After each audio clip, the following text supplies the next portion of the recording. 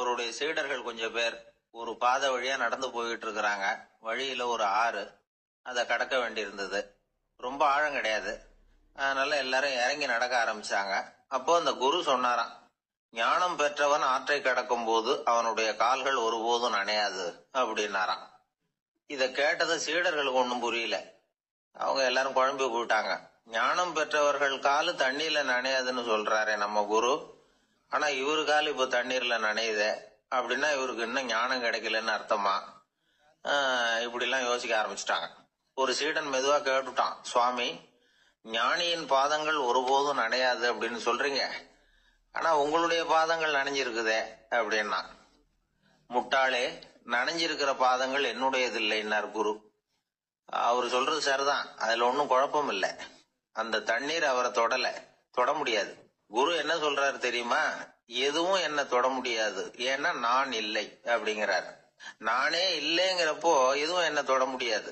இந்த கால் என்னுடையதுங்கிற நினைப்பு இருந்தா தானே தண்ணீர் அதை தொடர்றது எனக்கு தெரியும்.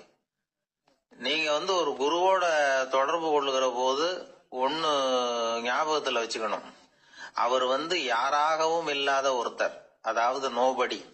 நீங்க தொடர்பு கொள்றது ஒரு ஸ்தூல பொருளோட அல்ல, ஒரு தோற்றத்தோட மட்டுமே. இதெல்லாம் பெரியவங்க பேசுற பேச்சு. அந்த அளவுக்கு நான்கிற உணர்வே இல்லாம இந்த உலகத்துல நம்மால வாழ முடியுமா? அது நடைமுறை சாத்தியமா? பற்றில்லாமல் வாழணும்னு பல பேர் அறிவுரை சொல்றாங்க. நம்ம லெவல்ல நாம குறைஞ்சபட்சம் பேராசை இல்லாம வாழ கத்துக்கிட்டா போதும். ஒருத்தன் நிலத்தை உழுதுகிட்டோம்னா ஏறுகால ஏதோ தட்டுப்பட்ட மாதிரி தெரிஞ்சது, என்னன்னு பார்த்தான், அழகான சிலை ஒண்ணு கிடைச்சது. நல்ல விலைக்கு இதை விற்க முடியும். அதை அப்படியே மறைச்சு வச்சிருந்து பொழுது சாய்ஞ்ச உடனே யாருக்கும் தெரியாம வீட்டுக்கு கொண்டுட்டு வந்துட்டான். வீட்டுல இருந்த மனைவி மக்கள்லாம் ஆளாளுக்கு ஒரு கற்பனை செய்ய ஆரம்பிச்சுட்டாங்க.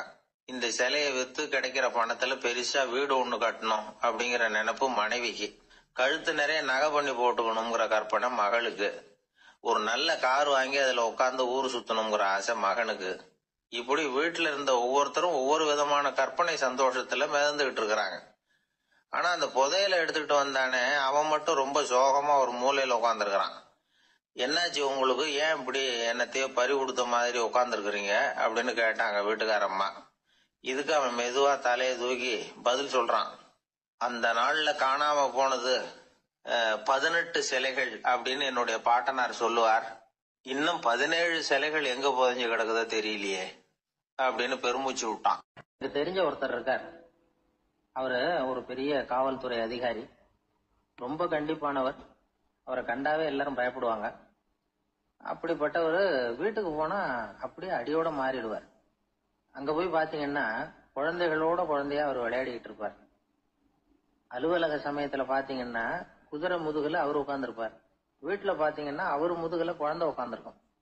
அவரு குதிரை மாதிரி போயிட்டு இருப்பார். இது எப்படிங்க முடியுது உங்களால அப்படின்னு கேட்டாங்க. அது ஒண்ணுமில்ல, இங்க வீட்டுக்கு வந்த உடனே என்னோட மனசை தனியா எடுத்து வச்சிருவேன் அப்படின்னார். அது என்னங்க உங்க சட்ட பையிலியா இருக்குது மனசு, அது தனியா எடுத்து வைக்கிறதுக்கு அப்படின்னு கேட்டாங்க. அப்படி இல்லைங்க, இது ஒரு பயிற்சி, மனப்பயிற்சி, அவ்வளவுதான் அப்படின்னார். இப்படி சமயம் பார்த்து மனசை தனியா வச்சுவிட தெரிஞ்சவங்க வாழ்க்கையில எப்பவும் உற்சாகமா இருப்பாங்க அப்படிங்கிறது பெரியவங்க கருத்து. ஒரு டாக்டர் ஆஸ்பத்திரியில இருக்கிற வரைக்கும் டாக்டரா இருக்கலாம். அவர் மனைவிகிட்டையும் அவர் டாக்டரா இருக்க வேண்டிய அவசியம் இல்லை. ஒரு வக்கீல் கோர்ட்ல இருக்கிற வரைக்கும் வக்கீலா இருக்கலாம். வீட்டுக்கு வந்ததுக்கு அப்புறமும் வக்கீலா இருக்க வேண்டிய அவசியம் கிடையாது. வீட்டுல குழந்தைகள் கிட்ட விளையாடும் பொழுதும் அதுகள்கிட்ட ஃபீஸ் கேட்டுட்டு இருக்க கூடாது. நாம எப்படி இருக்கணும்னு பெரியவங்க சொல்றாங்கன்னா, மனசோட சேரப்படாதான். அப்படி சேராம வாழ்க்கையை கவனிக்கணுமா. மனசை அப்படியே தனியா எடுத்து பக்கத்துல வச்சுடணும். அப்படின்னா அதை அப்படியே தூக்கி எறிஞ்சுடு அப்படின்னு அர்த்தம் இல்லை. ஏன்னா மனசுங்கிறது நமக்கு உபயோகப்படக்கூடிய ஒண்ணுதான்.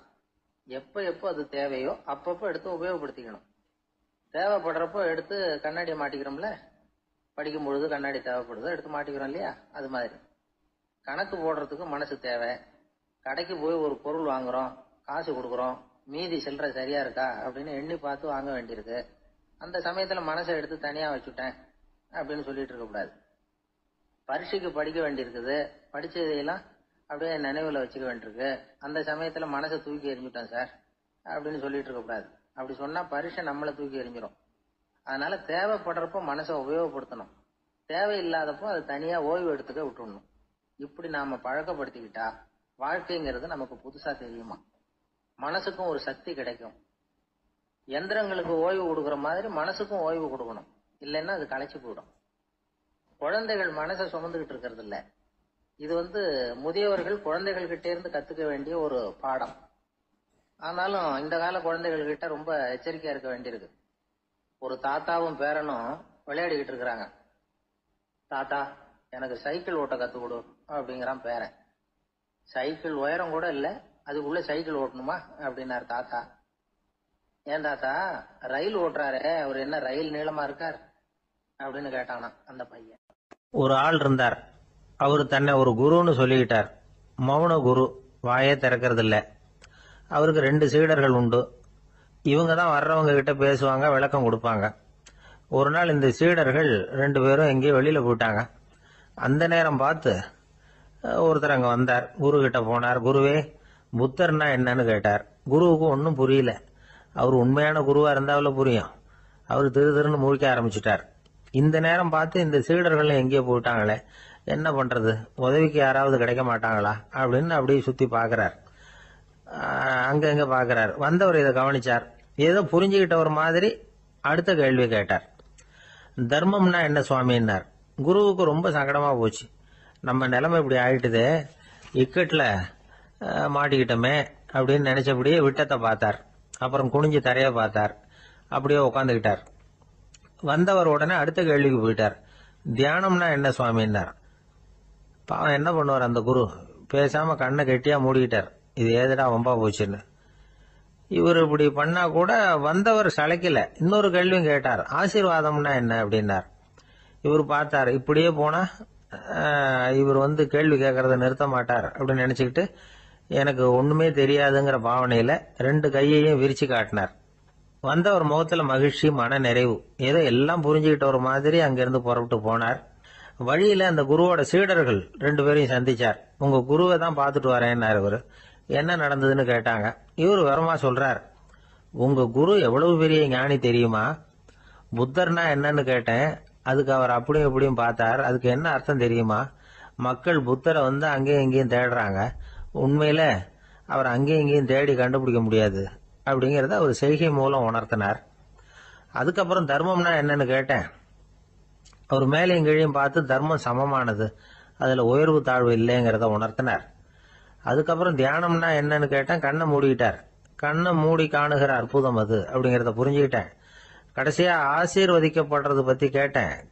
கைகளை நீட்டி உதவுறது தான் அது அப்படிங்கறத தன்னுடைய இருகை விரிச்சு உணர்த்தினார். எவ்வளவு பெரிய மகான் அவரு அப்படின்னு சொல்லிவிட்டு அவர் பாட்டு போயிட்டார். சீடர்கள் அதுக்கப்புறம் மெதுவா குரு கிட்ட சேர்ந்தாங்க. அவங்கள பார்த்ததும் குருவுக்கு கோபம் வந்துட்டுது. அடே பாவிகளா, எங்கடா போய் தொலைஞ்சிங்க, நான் ஒரு ஆளுகிட்ட மாட்டிக்கிட்டு என்ன பாடுபட்டிருக்கேன் தெரியுமான்னார். இது மாதிரிதான் நாம சாதாரண மனிதர்களின் புற வேடங்களிலேயே மயங்கி போயிடுறோம். அவங்க பேச்சு, செய்கை, பார்வை இதுல எல்லாம் ஏதோ பெரிய தத்துவம் இருக்கிறதாக நினைச்சுக்கிறோம். உண்மையிலேயே அந்த தத்துவங்கள் யாருக்கு சொந்தம்? அவங்களுக்கு இல்ல, நமக்கு தான் சொந்தம். நாம தானே அதை கற்பிச்சுக்கிட்டோம். நாம அடையாளம் கண்டுக்கிறது இல்ல, நாம யாருங்கிறது நமக்கு புரியறது இல்ல. அதுதான் இன்னைக்கு நடக்கிறது. அதனாலதான் அடுத்தவங்களை தேடி ஓடிக்கிட்டு இருக்கிறோம். சில வீடுகளில் கூட இது மாதிரி சைகைகள் உண்டு. சில குடும்ப தலைவர்கள் தினமும் காலையில கண்ணை கெட்டியா மூடிக்கிட்டு கை 2ஐயும் சுத்தமா விரிச்சு வச்சுக்கிட்டே உட்காந்து தியானம் பண்றது வழக்கம். எதுக்காக அப்படி பண்றீங்கன்னு ஒருத்தரை பார்த்து கேட்டேன். இந்த மாசம் வாங்கின சம்பளம் பூரா தீர்ந்து போச்சு, இனிமே என் கையில சுத்தமா ஒண்ணும் இல்ல, புதுசா எதுவும் செலவு வச்சுடாதே அப்படிங்கறத அப்படி உள்ளங்கை 2ஐயும் விரிச்சு காட்டி அவங்களுக்கு உணர்த்துறேன் அப்படின்னார். ஒரு மனிதர், அவர் யாருக்கிட்டே தொலைபேசியில பேசிட்டு இருக்கிறார். கொஞ்சம் தூரத்துல நாம நிக்கிறோம். எட்டத்துல இருந்துகிட்டு அவரை கவனிக்கிறோம். அவர் போன்ல பேசுறத, அவர் பேசுகிற வார்த்தைகள் என்ன அப்படிங்கறத நம்ம காதுல விழல. ஆனாலும் அவர் பேசிக்கிட்டு இருக்கிறது நல்ல செய்தியா கெட்ட செய்தியா அப்படிங்கறத நம்மால யூகிக்க முடியும். மகிழ்ச்சியான செய்தியை பேசும்போது முகம் மலருது, புன்னகை பூக்குது. இதுல ஒண்ணு நீங்க கவனிக்கணும். தொலைபேசியில நாம பேசுறப்போ நம்மோட பேசுறவர் எதிரில் இல்ல. அவர் தொலைபேசி வழியா நம்ம குரலை மட்டும்தான் கேட்க போறார். நம்ம முகத்தை அவர் பார்க்க போறது இல்ல. அப்படி இருந்தும் அப்ப நம்ம முகம் ஏன் மலரணும் அப்படின்னா இதுதான் உடல் மொழி, பாடி லாங்குவேஜ் அப்படின்னு சொல்றாங்க. நம்ம அறியாமலேயே நம்ம உடம்பு செய்திகளை தெரிவிக்குது பாருங்க, அதுதான் உடல் மொழி. ஒரு மனிதர் தொலைபேசியில பேசிக்கிட்டு இருக்கிறத நீங்க தூரத்துல இருந்து கவனிச்சுக்கிட்டே அவர் நண்பரோட பேசுறாரா, மனைவியோட பேசுறாரா, குழந்தையோட பேசுறாரா, இல்ல மேல் அதிகாரி கிட்ட பேசுறாரா, அல்லது அவருக்கு கீழே பணிபுரிகிறவர்கள் கிட்ட பேசுறாரா அப்படிங்கறத கண்டுபிடிக்கலாம். அதுக்கு காரணம் அவருடைய உடல் மொழி. இந்த உடல் மொழி கூட நம்ம வாழ்க்கையின் முன்னேற்றத்துக்கு பயன்படும். இத பத்தி எல்லாம் கூட சில நிபுணர்கள் ஆராய்ச்சி பண்ணி பார்த்திருக்கிறாங்க. அவங்க சில விவரங்களை சொல்றாங்க. குறிப்பா ஒருத்தர் தன்னுடைய நாற்காலியில கிட்டத்தட்ட படுத்துக்காத குறையா உட்கார்ந்து இருக்கிறாருன்னு வச்சுக்கோங்க. எதிர இருக்கிறவர் பேசுறது அவருக்கு பிடிக்கலன்னு அர்த்தமா. தலையை சொரிஞ்சுக்கிறது, வேற வேற திசைகள்ல பாக்குறது, கொட்டாவி விடுறது, கால்களை மாத்தி போட்டு உட்கார்றது, களைப்பா கை விரல்களை அப்படியே பின்னிக்கிறது, அடிக்கடி கடிகாரத்தை பாக்குறது, இப்படி எல்லாம் ஒருத்தர் பண்ணிட்டு இருக்கிறாருன்னா நாம கூடிய சீக்கிரம் அந்த இடத்த விட்டு எழுந்திரிச்சு வந்துடுறது நல்லது. ஏன்னா இதெல்லாம் அவருடைய சலிப்பு, சோர்வு, ஆர்வமின்மை இதுக்கு அடையாளங்கள். நம்முடைய பேச்சு அவரை சலிப்படைய வச்சுட்டதுன்னு அர்த்தம். அவர் ரொம்பவும் சோர்ந்து போயிட்டாருன்னு பொருள். நம்முடைய பேச்சில் அவருக்கு ஆர்வம் இல்லைன்னு அர்த்தம். அதே நேரத்துல நாற்காலியின் நுனியில அமர்ந்து உடலை முன்னுக்கு நகர்த்தி எதிர இருக்கிறவரின் கண்களை பார்த்துக்கிட்டே பேசினாலும் சரி அல்லது பேச்ச கேட்டாலும் சரி, உங்க பேர்ல மத்தவங்களுக்கு உள்ள பிடிப்பு அதிகரிக்கும். நாம எப்படிப்பட்டவர்ங்கிறத நம்ம உடம்பும் நடை உடை பாவனையும் அடுத்தவங்களுக்கு காட்டி கொடுத்துரும். உங்க உடம்பு, உங்க பார்வை, நடை, உட்கார்ற விதம் இதை வச்சுக்கிட்டே நீங்க பொறுப்புள்ளவரா, முரடரா, அலட்சியமானவரா, மரியாதை தெரிஞ்சவரா, அடக்கமானவரா, நம்பிக்கைக்கு உரியவரா, நாணயம் இல்லாதவரா, பயந்தவரா, திறமசாலியா, அப்பாவியா அப்படிங்கறதெல்லாம் கண்டுபிடிச்சிடலாம். அதனால இந்த உடல் மொழியை புரிஞ்சுக்கிட்டு நம்மளை கொஞ்சம் சரிப்படுத்திக்கிட்டோம்னா வாழ்க்கையில சுலபமா பல காரியங்களை சாதிக்க முடியும். ஒரு மனநல மருத்துவமனை, அங்க ஒருத்தர் ஒரு நாற்காலியில உட்காந்துக்கிட்டு கார் ஓட்டுறது மாதிரி அப்படி பாவனை பண்ணிட்டு இருந்தார். ஸ்டேரிங்க திருப்புறது மாதிரி, பின்னாடி வர்ற வண்டியை நிக்க சொல்றது மாதிரி, அப்புறம் இவர் ஒதுங்கிக்கிட்டு அவருக்கு வழி விடுறது மாதிரி, இப்படிலாம் சேட்டைகள் பண்ணிட்டு இருந்தார் மனநல மருத்துவமனையில. இத பார்த்துக்கிட்டு இருந்த ஒருத்தர் பக்கத்துல இருந்த இன்னொருத்தர்கிட்ட கேட்டார், இவர் ஏன் இப்படி பண்றாரு, இவருக்கு ஏன் அப்படி வந்தது நிலைமை அப்படின்னு சொல்லி அவர் விசாரிச்சார். அப்ப அவர் விவரம் சொன்னார். வேற ஒண்ணும் இல்லைங்க, இவருக்கு கார் ஓட்டணும்னு ஆசை ரொம்ப காலமா, அது நிறைவேறாம போயிட்டுது. அதுக்கப்புறம் அவர் மனநோயாளியா மாறிட்டார். இங்க அழைச்சிட்டு வந்தாங்க. இங்க அழைச்சிட்டு வந்ததுல இருந்து அப்படிதான் பண்ணிட்டு இருக்கிறார். அப்ப கார் ஓட்டுறது மாதிரிலாம் பாவனை பண்ணிட்டு இருப்பார், திருப்புறது மாதிரி பண்ணுவார், பின்னாடி வர்றவங்களுக்கு இடம் விடுவார், இப்படிலாம் செய்யறார் அப்படின்னு விவரம் சொன்னாங்க. நீங்க சொல்லப்படாதா, இப்ப நீங்க கார் ஓட்டல, வெறும் நாற்காலியில தான் உட்கார்ந்து இருக்கிறீங்க அப்படின்னு நீங்க சொல்லப்படாதா அவருக்கு அப்படின்னு கேட்டாங்க. அது முடியாதுங்க, ஏன்னா அந்த காரை கழுவுறதுக்காக அவர் தினமும் எனக்கு 10 ரூபா கொடுத்துக்கிட்டு இருக்கிறார் அப்படின்னாராம் அங்க வேலை செஞ்சுக்கிட்டு இருந்த ஒருத்தர். அதனால வாழ்க்கையில நாம இந்த உடல் மொழியை புரிஞ்சுக்கணும். உடல் மொழிங்கிறது இப்ப ஆரம்பத்துல சொன்னது மாதிரி அந்த தொலைபேசியில பேசுறவங்கள தூரத்துல இருந்து பார்த்தாவே அவர் யாருகிட்ட பேசுறாரு, என்ன பேசுறாருன்னு தெரியும். நம்ம முகத்தை நல்லா வச்சுக்கணும். உடல் மொழிய நம்ம புரிஞ்சுக்கிட்டு பயன்படுத்த ஆரம்பிச்சோம்னா எந்த முயற்சி பண்ணினாலும் அதுல வெற்றி நிச்சயம். ஒரு பெரிய அரசன் இந்த உலகம் பூராவையும் ஆண்டுகிட்டு இருந்தான். ரொம்ப காலம் அப்படி அரசாட்சி பண்ணிக்கிட்டு இருந்தான். திடீர்னு அவனுக்கும் சில எதிரிகள் முளைச்சாங்க. அவங்க எல்லாம் ஒண்ணு சேர்ந்து இவனை தோற்கடிச்சுட்டாங்க. தோத்து போனதும் இவனுக்கு பயம் வந்துட்டுது, எங்க எதிரிகள் நம்ம கொன்னுடுவாங்களோ அப்படின்னு. வெளியில வந்தா தனக்கு ஆபத்துன்னு பயந்துகிட்டு யாருக்கும் தெரியாம ஒரு குகைக்குள்ள போய் பதுங்கி கிடக்குறான். நிலைமைய பாருங்க. முதல் நாள் அரண்மனையில அதிகாரம் பண்ணிக்கிட்டு இருந்தவன் மறுநாள் குகையில பயந்து போய் பதுங்கி கிடக்குறான். ராத்திரி நேரம் வந்தது, பசி வயத்தை கிள்ளுது, பிச்சை எடுத்து சாப்பிட வேண்டிய நிலைமை. பிச்சை எடுக்கிறதுக்கு பாத்திரம் வேணுமே, என்ன பண்றது அப்படின்னு அங்கேயும் இங்கேயும் பாக்குறான். ஒரு மூலையில யாரோ விட்டுட்டு போன ஒரு ஓடு கிடக்குது, அதை எடுத்துக்கிட்டு புறப்பட்டான். இருட்டுல வழி புரியல, ஏதோ ஒரு யூகத்துல காலை மெதுவா எடுத்து வச்சு நடந்து போயிட்டு இருக்கிறான். வழியில ஒரு கருப்பு நாய் படுத்து கிடந்தது. இருட்டுல அவன் இது கண்ணுக்கு சரியா தெரியல, அவனுக்கு தவறி போய் காலை வச்சுட்டான் அது மேல. நாய் சும்மா இருக்குமா, வள்ளுன்னு விழுந்து கடிச்சு விட்டுது. காலை பாக்குறான், காலத்தையும் நினைச்சு பாக்குறான். அரண்மனையில வீரக்கழல் அணிந்த காலை உடைய மன்னா அப்படின்னு புகழ்வாங்களே புலவர்கள்லாம், ஆனா அது இன்னைக்கு நாய் கடிச்ச காலம் ஆயிட்டுதே அப்படின்னு நினைக்கிறான். அது மட்டும் இல்ல, முன்னாடி எல்லாம் பொற்கிண்ணங்கள்ல தான் அவன் சாப்பிடுவான். ஆனா இப்போ உடைஞ்சு போன ஓட்டு அது ஓட்டை வந்து கையில வச்சுக்கிட்டு நிக்கிறான். அதுல ஏதாவது யாராவது சாப்பாடு போடுவாங்களான்னு. முன்னாடி எல்லாம் நிறைய பேர் அரண்மனைக்கு வருவாங்க. அரசருக்கு காணிக்கைன்னு சொல்லி இவன் காலடியில கொண்டாந்து கொட்டுவாங்க. அப்போலாம் இவன் அந்த ஜனங்களுடைய முகத்தை திரும்பி கூட பாக்குறது இல்ல. ரொம்ப கர்வமா உட்காந்துருப்பான். அதே ஆளு இன்னைக்கு எல்லார் கண்ணுலயும் படுறது மாதிரி பிச்சை எடுத்துக்கிட்டு இருக்கிறான். அப்போலாம் காணிக்கைகளை வந்து தன்னுடைய கையால வாங்குறது தனக்கு கௌரவ குறைச்சல்னு நினைச்சு தன்னுடைய வேலைக்காரங்களை விட்டுதான் அதை வாங்க சொல்லுவான். இப்போ பாத்தீங்கன்னா அவனே தன் கையாலேயே பிச்சை வாங்குறான். நினைச்சு பாருங்க. அந்த மனுஷன் முத நாள் அரசன், மறுநாள் பிச்சைக்காரன். எவ்வளவு வித்தியாசம். செல்வம் தான் இப்படி ஒரு வித்தியாசம் ஏற்படுறதுக்கு காரணம். அப்படிப்பட்ட செல்வம் வாழ்க்கையை நடத்துறதுக்கு நமக்கு தேவைதான். ஆனா அதையே நாம அடைய வேண்டிய பயனா நினைக்கிறோம் பாருங்க, அதுதான் வேடிக்கை. இத வந்து நம்மாழ்வார் அழகா ஒரு பாசுரத்துல சொல்றார்.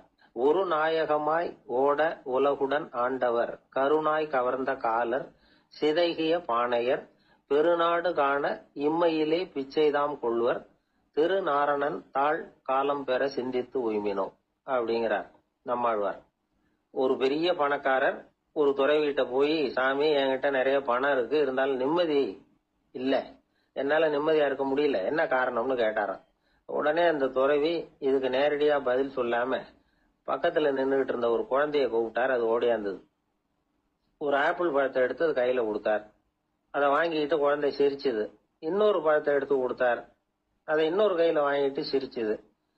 மூணாவது ஆப்பிள் எடுத்து கொடுத்தார். 2 பழத்தையும் நெஞ்சில் அணைச்சிக்கிட்டு 3வது பழத்தையும் வாங்கறதுக்கு முயற்சி பண்ணிச்சு. ஆனா அது உடனே நழுவி கீழே விழுந்து உருண்டு ஓடிச்சு.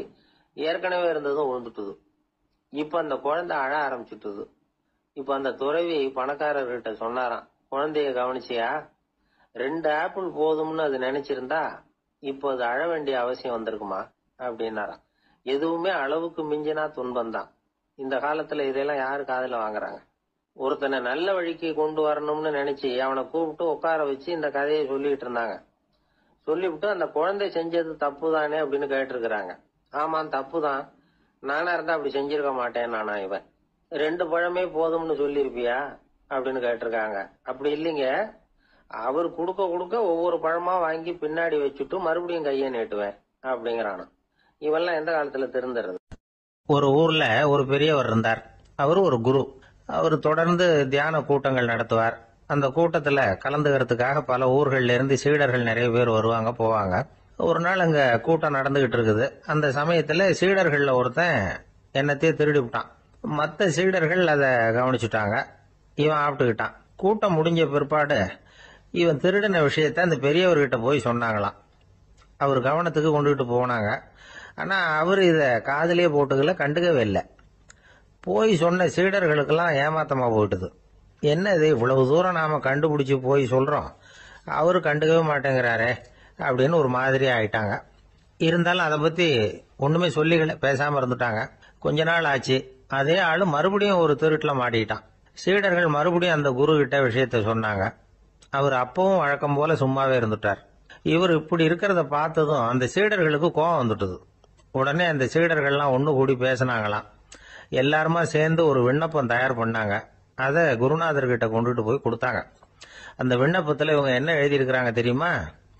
குருநாதர் அவர்களே, உடனே திருடனவன் மீது சட்ட நடவடிக்கை எடுக்கணும். நீங்க அப்படி அவனை இங்க சேர்க்கப்படாது. நீங்க சேர்த்தீங்கன்னா நாங்க இங்க இருக்கிறத பத்தி யோசிக்க ஆரம்பிச்சிருவோம். அவனை வந்து இந்த மடத்தை விட்டே துரத்தி பண்ணணும். நீங்க அவனை வெளியில அனுப்புங்க, இல்லைன்னா நாங்க அத்தனை பேரும் வெளியில போயிடுறோம்.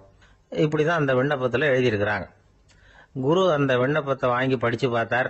அதுக்கப்புறம் அதை எழுதின அத்தனை பேரையும் கூப்பிட்டாரு. எல்லாரும் இப்படி வாங்கன்னாரு. வந்தாங்க. இப்படி என் எதிரில் உட்காருங்கன்னார். உட்கார்ந்தாங்க.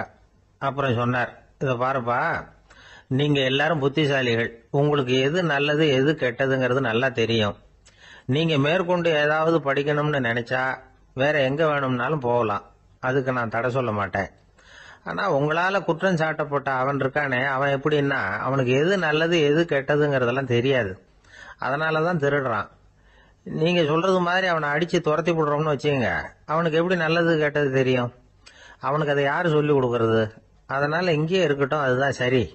இதுக்காக நீங்க எல்லாரும் என்னை விட்டுட்டு போனாலும் சரி, அவனை நான் விரட்ட மாட்டேன் அப்படின்னு விட்டாரான். இவ்வளவையும் திருடனை அந்த சீடன் கேட்டுக்கிட்டே இருந்திருக்கான். அவன் கண்கள்ல கண்ணீர். அப்படியே எழுந்திரிச்சு வந்தான். குரு காலில் விழுந்தான். அவன் கண்ணீரில் அவனது தீமை கழுவப்பட்டது அப்படிம்பாங்க. அதாவது சீடர்களுக்கு அந்த குருவோட பெருமை அப்பதான் புரிஞ்சுதான். ஒரு நல்ல ஆசிரியர் இருக்காருன்னு வச்சுங்க, நல்லா படிக்கிற பையனுக்கு தான் பாடம் சொல்லி கொடுப்பேன்னா அது என்ன பெரிய விஷயமா? மோசமா படிக்கிறவனையும் மாத்தி காட்டுறேங்கிறது தான் பெருமை. இந்த காலத்து குரு ஒருத்தர் ஒரு ஆசிரமம் வச்சு நடத்திட்டு வந்தார். நிறைய பேர் தினம் வருவாங்க போவாங்க. ஒரு நாள் ஒருத்தன் வந்தான். அந்த குரு முன்னாடி போய் நின்னான். ஐயா, என்ன உங்க சீடனா ஏத்துக்கணும்னா. அந்த குரு நிமிர்ந்து பார்த்தார். உன்னுடைய நோக்கம் என்னன்னு கேட்டார். ஐயா, உங்ககிட்ட கொஞ்ச நாள் இருந்தேன்னா நல்ல பழக்க வழக்கங்களை கத்துக்கலாம், அதுக்கப்புறம் வெளியில போய் ஒரு நல்ல தொழில் தொடங்கி வாழ்க்கையில முன்னுக்கு வரணுங்கிறது தான் என்னோட நோக்கம் அப்படின்னா. நீ சொல்றது சரி, ஆனா உன்னால இங்க நல்ல பழக்க வழக்கங்களை கத்துக்க முடியலன்னு வச்சுக்கோ, அப்ப என்ன பண்ணுவேன் அப்படின்னு கேட்டார் அவர். அப்படி ஆச்சுன்னா என்ன, உங்களை மாதிரியே ஒரு ஆசிரமம் ஆரம்பிச்சு அதுக்கு குருவா இருந்துட்டு போறேன் அப்படின்னா. ஒருத்தன் வேகமா ஓடி வந்தான். ஏப்பா அப்படி தலை தெறிக்க ஓடி வர்றேன்னு கேட்டேன். பின்னாடி துரத்திக்கிட்டு வருது சார் அப்படின்னா. ஏதாவது நாய் துரத்திக்கிட்டு வருது போல இருக்கு அப்படின்னு நினைச்சு அவனுக்கு பின்னாடி பாக்குறேன். கண்ணு கேட்டின தூரம் வரைக்கும் எதுவுமே தெரியல. ஏன்பா எதுவும் உன்னை துரத்துறது மாதிரி தெரியலையே என்ன, நல்லா பாருங்க சார் அப்படின்னா. பார்த்துட்டு தான் சொல்றேன் என்ன. இதோ பாருங்க சார், இதுதான் என்ன துரத்துது அப்படின்னு அவன் காட்டுறான். அவன் சுட்டி காட்டின இடத்துல பார்த்தா அங்க அவனுடைய நிழல் தான் தெரியுது. என்னப்பா சொல்ற அப்படின்னு சொல்லி அவனை சந்தேகமா பார்த்தேன். அதுக்கப்புறம் தான் அவன் விவரமா பேசினான். சார், எனக்கு என் நிழலை கண்டா பிடிக்கிறது இல்ல. எப்ப பார்த்தாலும் இது என்னையே பின்தொடர்ந்து வந்துகிட்டு இருக்குது. இதை என்னால சகிக்கவே முடியல. இதை என்கிட்ட இருந்து பிரிக்கிறதுக்கு எவ்வளவோ முயற்சிகள்லாம் பண்ணி பார்த்துட்டேன், முடியலன்னா. அப்படி என்னென்ன முயற்சிகள் பண்ணினேன் அப்படின்னு கேட்டேன். அவன் என்னென்ன செஞ்சாங்கிறத விவரமா சொன்னான்.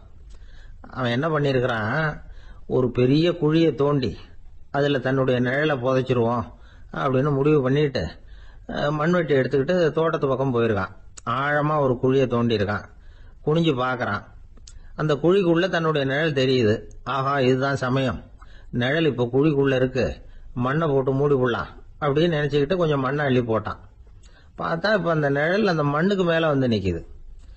இது ஏதுடா வம்பா போச்சு அப்படின்னு அவசரமா மண்ணை வாரி போட்டு மூடி பாக்குறான். குழி பூராவும் மூடி விட்டு பாக்குறான். மறுபடியும் நிழல் மேல வந்து உட்காந்துட்டு இருக்குது. சரி, இத குழியில புதைக்க முடியாது அப்படின்னு முடிவு பண்ணிட்டு இதை இங்கேயே இப்படியே விட்டுட்டு ஒரே ஓட்டமா ஓடி போடுவோம் அப்படின்னு நினைச்சு எடுத்தான் ஓட்டம். அது காலை நேரம். இவன் மேற்க நோக்கி ஓடிட்டு இருக்கிறான். ஓடி ஓடி பாக்குறான், நிழல் இவனை விட வேகமா இவனுக்கு முன்னாடி ஓடிட்டு இருக்கு. சரி, திரும்பி ஓடி பார்ப்போம் அப்படின்னு நினைச்சுக்கிட்டு அப்படியே சடார்னு திரும்பி ஓட ஆரம்பிச்சான். பார்த்தான், அப்பாடா நிழலை காணல. கொஞ்ச தூரம் ஓடி ஒரு இடத்துல நின்னு அப்படியே சாவகாசமா திரும்பி பாக்குறான். பின்னாடி நின்றுட்டு இருக்குது நிழல். இப்படி ஓடி வந்துதான் இங்க நம்ம முன்னாடி நின்று தன்னுடைய அவஸ்தையை சொல்லிட்டு இருக்கிறான். இந்த நிழலை துரத்துறது அல்லது வெட்டி விடுறது, இதுக்கு ஏதாவது வழி இருக்கா சொல்லுங்க சார் அப்படிங்கிறான். நமக்கு ஒன்றும் புரியல. அந்த நேரம் பார்த்து ஒரு பெரியவர் வந்தார். அவர்கிட்ட யோசனை கேட்டோம், என்ன செய்யலாம்னு. அவர் சொன்னார், இந்த பாருப்பா, நீ அங்கேயும் எங்கேயும் ஓடாத, அப்படியே கீழே படுத்துக்கொண்டார். அது நல்ல உச்சி வேலை. அவன் அப்படியே கீழே படுத்துக்கிட்டான். இப்ப அப்படி இப்படின்னு திரும்பி பார்க்கறான், நிழலை காணல. அவன் இப்பதான் நிம்மதியா இருந்தான். இப்ப அந்த பெரியவர் சொன்னார், எல்லா மனிதர்களுமே இப்படிதான் ஓடிட்டு இருக்கிறாங்க. நான் எனது அப்படிங்கிற ஆணவம் தான் அவங்கள துரத்திக்கிட்டு இருக்கு. அதை விட்டுட்டு ஓடணும்னு நினைச்சாலும் அது முன்னாடி வந்து நிக்குது. பரம்பொருளை நோக்கி ஓடுறப்போ இந்த ஆணவம் பின்னாடி வந்து விடுது. பரிபூர்ண சரணாகதிங்கிற நிலையில அது முழுசுமா மறைஞ்சுடுது. தன்னை உணர்கிற வேலை அது. அந்த நேரம் மனிதனுக்கு விடுதலை உணர்வு ஏற்படுகிற நேரம் அது. அப்படிப்பட்ட சுதந்திர மனிதர்களாக எல்லாரும் மாறி போயிட்டாங்கன்னா இந்த உலகமே இன்பமயம் அப்படின்னு ஒரு விளக்கம் கொடுத்தார் பெரியவர். நம்மால் ஒருத்தர் வேகமா ஓடி வந்துகிட்டு இருந்தான். ஏன்டா அப்படி ஓடி வர்ற அப்படின்னு கேட்டார் எதிரில் வந்தவர். ஆசை துரத்துது, அதுதான் ஓடி வர்றேன்னா. உனக்கு என்ன ஆசைன்னு கேட்டார். எனக்கு ஒன்றும் ஆசை இல்லைங்க, என்னை எப்படியாவது பிடிச்சுடணும்னு போலீஸ்காரங்களுக்கு ஆசை. அந்த ஆசை இப்ப என்ன துரத்தி பின்னாடி வந்துகிட்டு இருக்குது. அதுதான் தப்பிச்சு வந்துகிட்டு இருக்கிறேன். குறுக்க நிக்காதீங்க சார், வழியை விடுங்க அப்படின்னு சொல்லிவிட்டு வேகமா ஓடி மறைஞ்சான். அசோக மன்னர் வந்துகிட்டு இருக்கார். அவருடைய ஆலோசகர்கள் எல்லாம் பக்கத்துல வந்துகிட்டு இருக்கிறாங்க. அந்த சமயத்துல எதிரில் ஒரு புத்த பிக்ஷு வர்றார். அசோகர் பாக்குறார். ஓடி போய் அவர் காலில் விழுந்து வணங்குறார். அசோக மன்னரின் தலை அந்த புத்த துறவியின் பாதத்துல பட்டுக்கிட்டு இருக்கு. பக்கத்துல நின்றுகிட்டு இருந்த அமைச்சருக்கு இது ரொம்ப சங்கடமா போச்சு. ரொம்ப வருத்தப்பட்டார். நம்ம அசோக சக்கரவர்த்தி எப்பேற்பட்டவர், அவரோட தலை ஒரு சன்னியாசியின் பாதத்துல படுறதா அப்படின்னு நினைச்சு ரொம்ப கவலைப்பட்டார். அரண்மனைக்கு திரும்பினதும் அமைச்சர் மெதுவா ஆரம்பிச்சார். அரசே, எனக்கு ரொம்ப வருத்தமா இருக்குது அப்படின்னார். எதுக்குன்னார் மன்னர். அசோக சக்கரவர்த்தியின் தலை, அதாவது அந்த சிரம், ரொம்ப மதிப்புமிக்க ஒன்று. அது ஒரு சன்னியாசியின் காலில் படலாமா அப்படின்னார். அசோகர் பதில் சொல்லல, சிரிச்சார், போயிட்டார். அதுக்கப்புறம் ஒரு சரியான சந்தர்ப்பத்துக்காக காத்துக்கிட்டு இருந்தார். ஒரு நாள் அமைச்சரை கூப்பிட்டார். எனக்கு 3 தலைகள் வேணும் அப்படின்னார். சொல்லுங்க, கொண்டுகிட்டு வரேன் அப்படின்னார் அமைச்சர். அசோகர் சொன்னார், முதல்ல எனக்கு தேவையானது ஒரு ஆட்டின் தலை, 2வது ஒரு புலியின் தலை, 3வது ஒரு மனிதனின் தலை. இதுதான் அசோகர் கேட்டது. எங்க இருந்தாலும் கொண்டு வாங்கன்னார். அமைச்சர் புறப்பட்டார். ஆட்டுத்தலை, புலித்தலை கிடைச்சிட்டுது. அப்புறமா ஒரு சுடுகாட்டுக்கு போய் ஒரு மனித தலையும் சேகரம் பண்ணிட்டு ராஜா கிட்ட வந்துட்டார். அரசே, உங்கள் ஆணைப்படி 3 தலைகளையும் கொண்டு வந்திருக்கிறேன்னார். அசோகர் பார்த்தார். ரொம்ப நல்லது, இப்ப இது 3ஐயும் எடுத்துக்கிட்டு போய் சந்தையில வித்துட்டு வாங்க அப்படின்னார். அமைச்சர் அதுகளை எடுத்துக்கிட்டு சந்தைக்கு போனார். முதல்ல ஆட்டுத்தலை நல்ல விலைக்கு வித்து போச்சு. நல்ல விலை கொடுத்து வாங்கிட்டு போட்டாங்க. அடுத்தபடியா புலி தலைய ஒருத்தர் வாங்கிட்டார். அதை பாடம் பண்ணி வீட்டுல மாட்டி வைக்கலாமே அப்படின்னு நினைச்சு அதையும் வாங்கிட்டு போட்டார். மனித தலையை மட்டும் வாங்கறதுக்கு யாரும் முன் வரல. எல்லாரும் அதை பார்த்துட்டு விலைக்கு போக ஆரம்பிச்சாங்க. அமைச்சர் திரும்பி வந்தார். அரசே, இந்த தலையை மட்டும் யாரும் வாங்க மாட்டேங்கிறாங்க அப்படின்னார். சரி, பரவாயில்ல, இதை இலவசமாவே எனாமாவே யாருக்கிட்டையாவது கொடுத்துட்டு வந்துருங்க அப்படின்னார். அமைச்சர் மறுபடியும் சந்தைக்கு போனார். இதை இலவசமா தரேன், இதை வாங்கிக்கோங்க அப்படின்னார். அப்பவும் அதை யாரும் வாங்கிக்கிறதுக்கு தயாரா இல்லை. மறுபடியும் திரும்பி மன்னர்கிட்ட விவரத்தை சொன்னார். இப்போ மன்னர் சொல்றார், அமைச்சரே, உயிர் இருக்கிற வரைக்கும் தான் இந்த தலைக்கு மதிப்பு. ஜீவன் போனதுக்கு அப்புறம் அதோட மதிப்பும் போயிடுது. அதனால மதிப்பு இருக்கும் பொழுதே பெரியவர்கள் பாதம் பணிந்து அந்த புனிதத்தை பெற்றுக்கொள்ளணும் அப்படின்னார். பணிவுங்கிறது வேற, அடிமைத்தனம்ங்கிறது வேற. பெரியவர்களை பணிவது நமக்கு பெருமை தரக்கூடிய விஷயம். இதை மனசுல வச்சுக்கிட்டு எப்போ காலில் விழணும், எப்போ காலில் விழக்கூடாது அப்படிங்கறத முடிவு பண்ணிக்கணும். ஒரு சாதாரண ஆள் நடந்து வந்துகிட்டு இருந்தார். எதிரில் வந்த ஒரு பெரிய மனுஷன் ஓடி போய் அவர் காலில் விழுந்து தன்னுடைய தலையை அவர் பாதத்துல கொண்டு போய் வச்சார். கொஞ்ச நேரம் கழிச்சு எழுந்திரிச்சு வந்துட்டார். வந்த பிறகு இவரை கேட்டேன், ஏன் திடீர்னு ஓடி போய் அந்த ஆளு காலில் விழுந்தீங்க அப்படின்னு. அவர் போட்டிருக்கிறது என்னோட காணாம போன செருப்பான்னு கண்டுபிடிக்கிறதுக்காக அப்படி விழுந்தேன் அப்படின்னு. ஒரு ஊர்ல ஒருத்தர் இருந்தார். ரொம்ப நல்லவர். யாருக்காவது ஏதாவது கொடுத்துக்கிட்டே இருப்பார். கொடையாளி. தினமும் யாராவது ஒருத்தருக்கு ஏதாவது கொடுக்கலன்னா அவருக்கு தூக்கம் வராது. அப்படி ஒரு பழக்கம். அது மட்டும் இல்ல, அவர் கொடுக்கறது அடுத்தவங்களுக்கு தெரியாது. அவ்வளவு ரகசியமா அதை கொடுப்பார். வலது கை கொடுக்கறது இடது கைக்கு தெரியக்கூடாதுன்னு சொல்லுவாங்கல்ல, அது மாதிரி அவர். ஒரு நாள் ராத்திரி அவர் ஏற்கனவே தயாரா கட்டி வச்சிருந்த பணம் முடிச்ச கையில எடுத்துக்கிட்டு வீட்டை விட்டு வெளியில வந்தார். தெருவில் இறங்கி நடந்தார். இன்னைக்கு யாருக்கு தர்மம் செய்யறது அப்படின்னு யோசனை பண்ணிட்டு இருட்டுல நடந்து வந்துகிட்டு இருக்கிறார். யாரோ ஒருத்தர் எதிரில் வர்றது மாதிரி தெரிஞ்சுது. உடனே அவர் கிட்ட போனார். தன்கிட்ட இருந்த பணம் முடிச்சு அவசரமா அவர் கையில திணிச்சுட்டு திரும்பி வந்துட்டார். அப்பாடா, ஒரு வழியா யாருக்கும் தெரியாம இன்னைக்கு தர்மம் பண்ணியாச்சு அப்படிங்கிற மகிழ்ச்சி, மன நிறைவு அவர் முகத்துல. நிம்மதியா தூங்கினார். அப்புறம் எழுந்திரிச்சார். மறுநாள் காலையில ஊரு பூரா ஒரே பேச்சு. என்ன பேச்சுன்னா, நேற்று ராத்திரி ஒரு திருடன் கையில யாரோ பணத்தை கொடுத்துட்டு போயிருக்கிறாங்க அப்படின்னு எல்லாரும் பேசிக்கிட்டு இருக்கிறாங்க. இதை கேள்விப்பட்டதும் அந்த பெரியவருக்கு ரொம்ப வருத்தமா போச்சு. அடடா, போயும் ஒரு திருடனுக்கா உதவி பண்ணிருக்கிறோம், பிரயோஜனம் இல்லாம போட்டுதே அப்படின்னு நினைச்சார். சரி, இன்னைக்கும் யாருக்காவது உதவி பண்ணணும் அப்படின்னு முடிவு பண்ணினார். ராத்திரி நேரம் வந்தது. இவர் வழக்கம் போல தெருவில் இறங்கி நடந்தார். கையில பணம் முடிச்சு. எதிரில் ஒரு பெண் உருவம் மங்களா தெரிஞ்சது. இவர் உடனே அந்த பெண் கிட்ட பணத்தை கொடுத்துட்டு திருப்தியா திரும்பி வந்துட்டார். மறுநாள் காலையில ஊர் பூரா என்ன பேசிக்கிட்டாங்க தெரியுமா? நேற்று ராத்திரி நெறி தவறி நடக்கிற ஒரு பெண்ணின் கையில யாரோ பணத்தை வச்சுட்டு போயிருக்கிறாங்க அப்படின்னு எல்லாரும் பேசிக்கிறாங்க. அடடா, இன்னைக்கும் தவறுதலா நடந்து போச்சு அப்படின்னு ஒரு வருத்தப்பட்டார். இருக்கட்டும், இன்னைக்கு ஏதாவது தர்மம் பண்ணுவோம் அப்படின்னு நினைச்சுக்கிட்டாரு. 3வது நாள் ராத்திரியும் புறப்பட்டார். இப்பவும் எதிரில் ஒருத்தர் வந்தார். இவர் பணத்தை கொடுத்தார், திரும்பி வந்துட்டார். மறுநாள் மக்கள் என்ன பேசிக்கிட்டாங்கன்னா, நேற்று ராத்திரி ஒரு செல்வந்தர் கையில யாரோ பணத்தை கொடுத்துட்டு போயிருக்கிறாங்க அப்படின்னு பேசிக்கிட்டாங்களாம். அவருக்கு ரொம்ப வருத்தமா போயிட்டுது. என்ன இது தினம் இப்படி ஆகிட்டு இருக்குதே அப்படின்னு நினைச்சுக்கிட்டே படுத்து தூங்கினார். அன்னைக்கு ராத்திரி ஒரு கனவு. அந்த கனவுல இறைவன் வந்து சொன்னாராம், இத பாருப்பா, நீ கொடுத்த தர்மம் வீணா போயிடல. உன்கிட்ட பணம் வாங்கின அந்த திருடன் திருந்திட்டான், அந்த பொண்ணும் திருந்திட்டா, அந்த செல்வந்தனும் கொடையாளி ஆயிட்டான், எல்லாருக்கும் உதவி பண்ண ஆரம்பிச்சுட்டான் அப்படின்னு சொன்னாராம். இந்த கதையை சொன்னவர் யாருன்னா நபிகள் நாயகம். இதுல உள்ள கருத்து என்னன்னா, நல்ல மனசோட தர்மம் பண்ணுனா அது வீணா போறதில்லை. இன்னொரு கருத்து, தர்மம் வந்து தன்னை மட்டுமல்ல அடுத்தவங்களையும் தீமையிலிருந்து காப்பாற்றும். இதுதான் நாம புரிஞ்சுக்க வேண்டியது. இந்த காலத்திலயும் இது மாதிரி சில சம்பவங்கள் நடக்கிறது உண்டு. ஒரு பெரியவர் இருட்டில் நடந்து வந்துகிட்டு இருந்தாரு.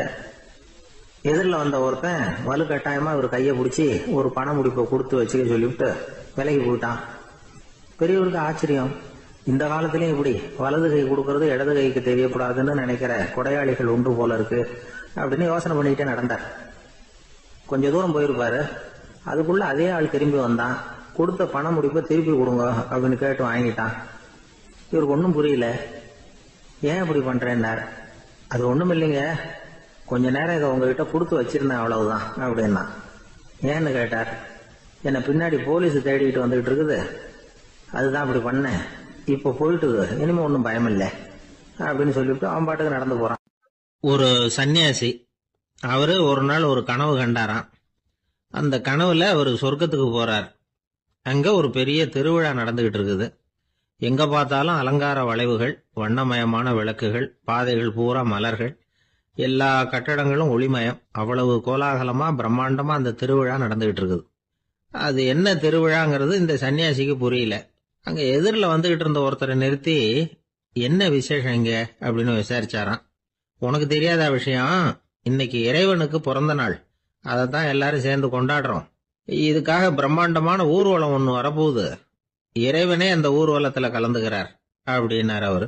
உடனே அந்த சன்னியாசி ஒரு மரத்து நிழல்ல ஒதுங்கி நின்றுகிட்டார். ஊர்வலம் வந்துகிட்டு இருக்குது. முதல்ல ஒரு குதிரை வந்துகிட்டு இருக்கு, அது மேல ஒருத்தர் உட்காந்துருக்கிறார். அவருக்கு பின்னாடி நிறைய பேர் கூட்டமா வந்துகிட்டு இருக்கிறாங்க. இவ்வளவு கூட்டம் இவர் பின்னாடி வருதே, யார் இவரு அப்படின்னு கேட்டார். ஒரு மதத்தின் பெயரை சொல்லி, இவர் அந்த மதத்தின் தலைவர், அவரை பின்பற்றுகிற மக்கள் கூட்டம் பின்னாடி வந்துகிட்டு இருக்குது அப்படின்னு விவரம் சொல்லி இருக்கிறாங்க. இவங்களுக்கு அடுத்தபடியா இன்னொரு குதிரையில ஒருத்தர் வந்துகிட்டு இருக்கிறார். அவருக்கு பின்னாடி ஏகப்பட்ட கூட்டம். இவர் யாருங்க அப்படின்னு கேட்டிருக்காரு சன்னியாசி. அங்க இருக்கிறவங்க விவரம் சொல்லி இருக்கிறாங்க. இன்னொரு மதத்தின் பெயரை சொல்லி, இவர் அந்த மதத்தினுடைய தலைவர், அவர் வழியை பின்பற்றுகிறவர்கள் அவர் பின்னாடி கூட்டமா வந்துகிட்டு இருக்கிறாங்க அப்படின்னு இருக்காங்க. இப்படி ஒவ்வொருத்தரா குதிரை மேல வந்துகிட்டே இருக்கிறாங்க. அவங்கள பின்பற்றியும் ஒவ்வொரு கூட்டம் வந்துகிட்டே இருக்குது. அந்த பெரிய ஊர்வலம் அது பாட்டுக்கு போயிட்டு இருக்குது. கடைசியா அது முடிஞ்சது ரொம்ப நேரம் கழிச்சு. அதுக்கப்புறம் கொஞ்ச நேரம் கழிச்சு ஒரு வயசான ஆள் குதிரை மேல வந்துகிட்டு இருக்கிறார். ஆனா அவருக்கு பின்னாடி யாருமே இல்லை. அவரு பரிதாபமா தனியா வந்துகிட்டு இருக்கிறார். அவரு அந்த ஊர்வலத்தை சேர்ந்தவரா இல்லையாங்கிறதே தெரியல. இவர் யாரு, இவர் ஏன் இப்படி தனியா வந்துகிட்டு இருக்கிறார் அப்படின்னு கேட்டிருக்காரு அந்த சன்னியாசி. என்னது இப்படி கேக்குறீங்க, இவர் தான் கடவுள், இவருக்காக தான் இன்னைக்கு இந்த ஊர்வலமே நடக்குது, இவருக்கு தான் இன்னைக்கு பிறந்த நாள், முன்னாடி போற ஊர்வலம் பூரா இவருடைய பிறந்த நாளை கொண்டாடுறதுக்காகத்தான் அப்படின்னு இருக்காங்க. இதை கேட்டதும் அந்த சன்னியாசிக்கு திடுக்குன்னு தூக்கி போட்டிருக்கு. இது வரைக்கும் கனவு கண்டுகிட்டு இருந்தவர் முடிச்சுக்கிட்டார். அதுக்கப்புறம் தான் யோசிச்சு பார்த்திருக்கார். உண்மைதான், மக்கள் எல்லாரும் பக்தி மார்க்கத்துல போறதா நினைச்சுக்கிட்டு பாதை மாறி போயிட்டு இருக்கிறாங்க. கடவுளை பின்பற்றுவதாக நினைக்கிறாங்க பக்தர்கள். ஆனா கடவுளுக்கு பின்னாடி யாருமே இல்லை. இன்னமும் இயல்பா இதை பத்தி யோசிச்சு பார்த்தா, உண்மைக்கு பின்னாடிதான் நான் போய்கிட்டு இருக்கேன் அப்படின்னு நிறைய பேர் சொல்றாங்க. ஆனா அந்த உண்மை அனாதையா போய்கிட்டு இருக்குது. அப்படி ஆயிட்டுது உலகம். இந்த காலத்திலயும் ஒரு ஊர்வலம், ஒரு பெரிய மனுஷருக்கு பிறந்த நாள் விழா. அவரு குதிரை மேல ஏறி முன்னாடி போயிட்டு இருக்கிறார். அவருக்கு பின்னாடி ஒரு 100 பேர் தொண்டர்கள் அவங்க பாட்டுக்கு போறாங்க. எல்லாம் பணம் கொடுத்து ஏற்பாடு பண்ணவங்க. எல்லாம் பணம் வாங்கிட்டு பின்னாடி போயிட்டு இருக்கிறாங்க. கொஞ்ச தூரம் நடந்ததும் கால் வலிக்க ஆரம்பிச்சுட்டுது. ஒவ்வொருத்தரா அப்படியே ஒதுங்க ஆரம்பிச்சுட்டாங்க. அதான் முன்னாடியே பணம் கிடைச்சிட்டுதே, இனிமே ஒதுங்கினா என்னன்னு ஒதுங்கிட்டாங்க. ஒரு கட்டத்துல குதிரையில போறவர் தற்செயலா திரும்பி பாக்குறாரு, பின்னாடி யாருமே இல்ல, எல்லாரும் ஓடி போயிட்டாங்க. ஒரே ஒரு ஆள் மட்டும் ரொம்ப விசுவாசமா பின்னாடி நடந்து வந்துகிட்டு இருந்தான். ஏன்பா நீ மட்டும் வந்துகிட்டு இருக்கிறியே, நீ வீட்டுக்கு போகலையான்னு கேட்டிருக்காரு அவரு. நீங்க அந்த குதிரையையும் அதுக்குள்ள வாடகை பணத்தையும் கொடுத்துட்டீங்கன்னா நானும் போயிடுவேன் அப்படின்னு நானா இந்த ஆள். ஒரு காட்டுல ஒரு நரி இருந்தது. ஒரு நாள் காலை நேரம் அது தன்னுடைய இருப்பிடத்திலிருந்து வெளியில வந்தது.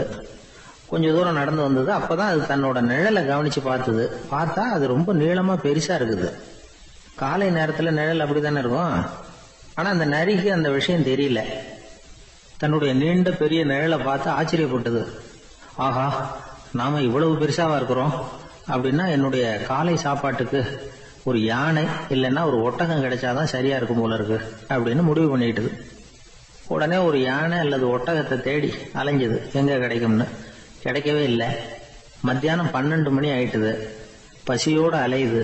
இப்ப தன்னோட நிழலை பார்த்தது. அது மத்தியான நிழல் எப்படி இருக்கும், அது ரொம்பவும் குறுகி போய் தெரிஞ்சது. உடனே அந்த நரி என்ன நினைச்சுக்கிட்டு தான் தெரியுமா, காலை ஆகாரம் சாப்பிடாததுனால நம்ம உடம்பு இப்படி அழிச்சு போட்டுது அப்படின்னு நினைச்சுக்கிட்டு தான். கொஞ்ச நேரம் கழிச்சு மறுபடியும் தன்னுடைய நிழலை பார்க்குது. அது இன்னமும் குறுகி போய் காலடியிலேயே வந்துட்டுது. அதுக்கு பயமா போயிடுது. ஐயோ, இன்னும் கொஞ்ச நேரத்துல நாம இறந்துருவோம் போல இருக்க, இப்ப என்ன செய்யறது? இந்த சமயத்துல ஒரு எறும்பு கிடைச்சா கூட போதும், அதை நம்ம காலை ஆகாரமா நினைச்சு சாப்பிட்டு விடலாமே அப்படின்னு நினைச்சுதான். நம்முடைய நிழல் கூட நம்மள மாதிரியே தான் அடிக்கடி மாறிக்கிட்டே தான் இருக்குது. அது எப்பவும் ஒரே மாதிரி இருக்கிறது இல்ல. மனிதனுக்கு ஏற்படுகிற தன்முனைப்பு இருக்கு பாருங்க, ஈகோ, அது கூட ஒரு நிழல் மாதிரி தானா. அப்படி நினைக்க ஆரம்பிச்சுட்டா அதனால ஏதும் பிரச்சனை வராதான். தன்முனைப்பை நிழல் போலவே ஏற்றுக்கொள்ளுங்கள் அப்படிங்கிறது பெரியவங்க கருத்து. ஒரு காரியத்தை வெற்றிகரமா நல்ல விதமா செஞ்சு முடிக்கிறோம்னு வச்சுக்கோங்க, அந்த சமயத்துல ஒரு வித நுட்பமான தற்பெருமை நமக்குள்ள உண்டாகுது. இது இயற்கையானது, அதனால இது மேல பற்று வைக்கக்கூடாது. அப்படி வைக்க ஆரம்பிச்சுட்டா அந்த தற்பெருமை ஒரு நிரந்தர விருந்தாளியா நம்ம கிட்ட தங்கிக்கும். நம்ம நிழல் எப்படின்னு பாருங்க, நாம நடக்கும் பொழுது நம்ம பின்னாடியே வரும். தன்முனைப்பையும் அப்படியே நினைச்சுக்கோங்க. நிழல் யாருக்கும் எந்த பிரச்சனையையும் உண்டாக்குறது இல்லை. ஆனா அந்த நிழலை கண்டே நாம பயப்பட ஆரம்பிச்சுட்டா நாம எதுலையும் வெற்றி காண முடியாது. நிழலோட சண்டை போடக்கூடாது. அது மாதிரி தன்முனைப்போடவும் நாம சண்டை போட வேண்டியதில்லை. இல்லாத ஒன்றோடு சண்டை போடுறது எப்படின்னா, அது இருட்டோட சண்டை போடுறது மாதிரி. நாம நிழல் கிடையாது, நம்ம கிட்ட இருக்கிற தன்முனைப்பு ஒரு நிழல். நம்ம நிழலையும் நமக்கு சமமா பாக்குறோம் பாருங்க, அங்கதான் சிக்கலே ஆரம்பம். இப்போ நாம நடந்து போயிட்டு இருக்கிறோம், நம்ம நிழல் தரையில விழுது. யாரோ ஒருத்தர் நம்ம நிழல் மேல காலை வச்சு நடந்து போறார். உடனே அவர்கிட்ட சண்டைக்கா போறோம், ஏண்டா என் நிழலை மிதிச்ச அப்படின்னு. நமக்கு தெரியும் அது நிழல் தாங்கிறது. அவர் உங்க மேல நடக்கல, உங்களுடைய நிழல் மேலதான் நடக்கிறார். அது மாதிரி உங்க தன்முனைப்பின் மேல யாராவது நடந்தா உங்களை அவமானப்படுத்துறதா நினைக்கிறீங்க. காரணம், நாமளும் நம்ம தன்முனைப்பும் ஒண்ணுங்கிற நினைப்பு தான் காரணம், மற்றபடி வேற ஒண்ணும் கிடையாது.